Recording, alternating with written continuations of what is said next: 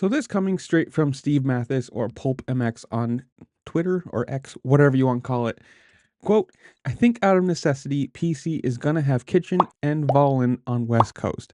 Basically saying Hammaker and Faulkner or McAdoo, one of the two or three, whatever, are injured. Big surprise between McAdoo and Faulkner being injured, but this is before the season even starts. We already have injury problems for Pro Circuit, which with that team, you gotta say, you gotta expect it. I mean, Faulkner can't seem to get through a whole season. McAdoo gets injured probably 2 or 3 times a season and works his way through it, or at least tries.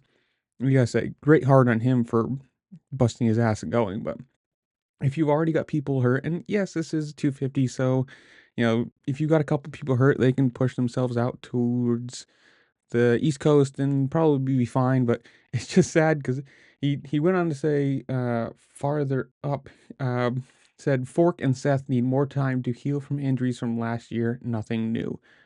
I mean, Forkner got injured a super long time ago. How?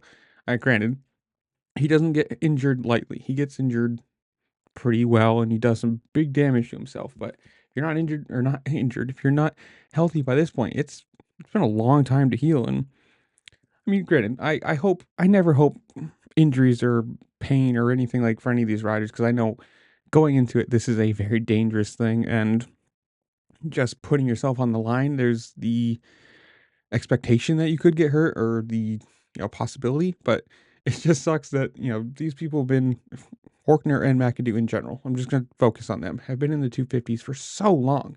You think at one point Faulkner was racing Sexton for the 250 championship, and now Sexton's already in the 450s on another team, has a 450 championship, and Faulkner is still sitting in the 250s injured most of the time. But hopefully they're fine, and they're just, going to be on the West or the East Coast. And I don't know.